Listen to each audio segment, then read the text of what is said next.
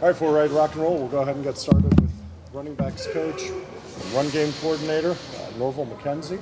We'll open it right up for questions. If you could, please introduce yourself and your outlet just so Coach can start putting names with faces here.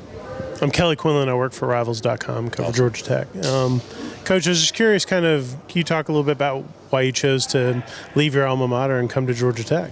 Yeah, so for me, opportunity to come back home to the great state of Georgia, have opportunity to see my family. You know, the profession we have here is very demanding.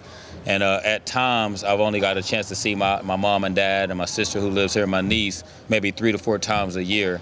And already got here in December, I've already seen them 5 to 6 times, which is awesome, right? In addition to that, I think anytime you're making a move, it's all about the people.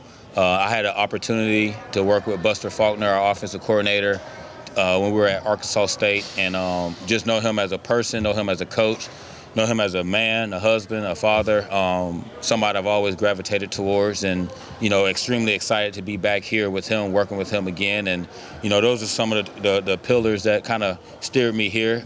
In addition to that, you got Coach Key, who had been able to win a national championship at the University of Alabama. You got Coach Faulkner, who won a couple national championships at the other school. You have Coach Winkie, who's won one as a player and a Heisman Trophy winner.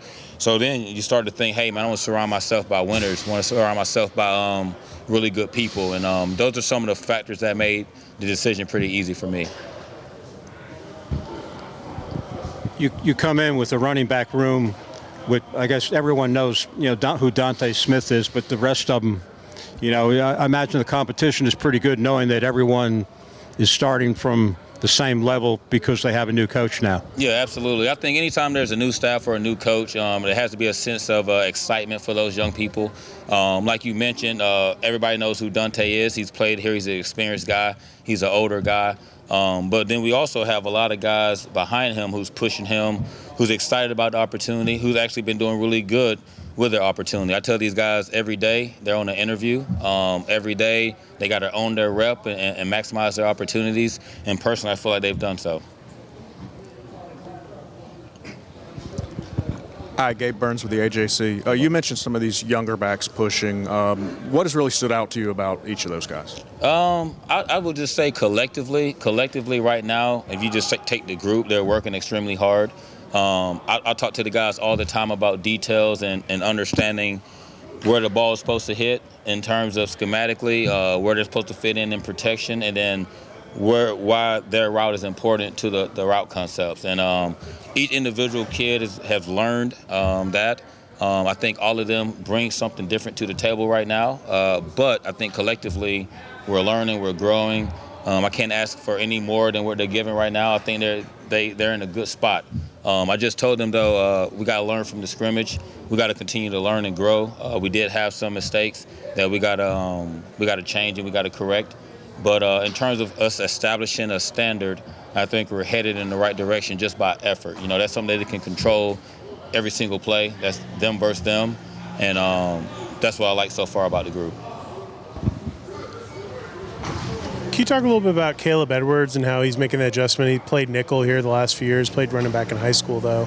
Just kind of where you see him at in terms of his development. Yeah, I think he's coming along quite well. You know, he was a defensive player, like you just mentioned, for Georgia Tech last year, and I think the transition for him actually been smooth for him. I think from a mental standpoint, he's excited about the opportunity. I think from a physical standpoint, he's going to bring a little bit something different than what we have in the room because he's a bigger back. He's close to 6 feet. He's 222 pounds. So he's the biggest one in the room. But he's also a kid that's very cerebral in a sense of he understands ball. So he's been on the defensive side, so he has a defensive perspective. Now he's on the offensive side, kind of learning that perspective, which has been an advantage for him. So I'm extremely excited about him and his potential and the growth I've seen in the first 7 practices. I'm sorry, I forgot to introduce myself. I'm Rod McKenzie with 247. Yes, sir. You had 6 practices going into the scrimmage.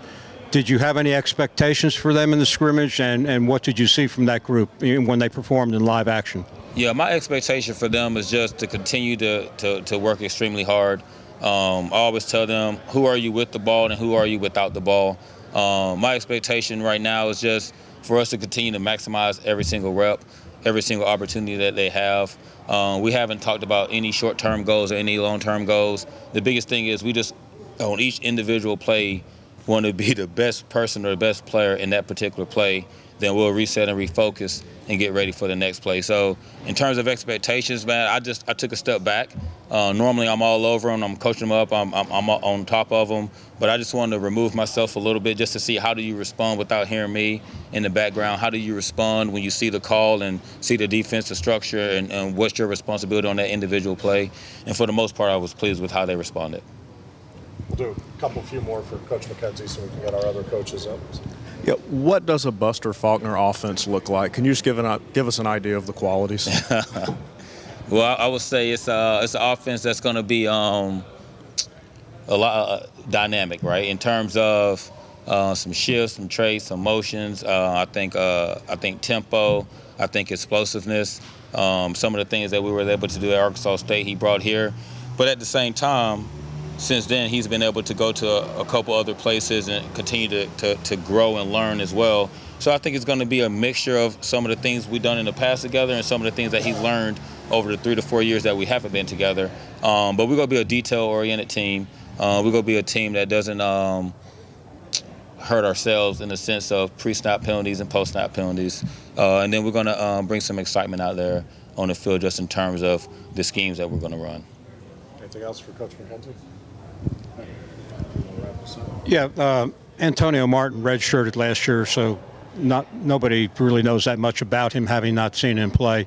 What have you seen from him this spring? One of the biggest things I've seen from Antonio is he's a bright kid. We have tests in our room in terms of a paper test, in terms of a Kahoots quiz. I do a lot of call and response in my room. And he's a kid, if I call on 10 times, he probably has the answer 9 out of 10 times. So I think that's a start. When it comes to the field, he's progressing. I think he's doing well in some regards. He's a try-hard kid. He's very conscientious to everything. So, again, as I mentioned, I tell the guys all the time, the game is played from the neck up. If you have a great grasp of what you're supposed to do from a mental standpoint, then the physical aspects will come soon after. Coach, appreciate you. Yes, sir. Appreciate y'all. Appreciate it.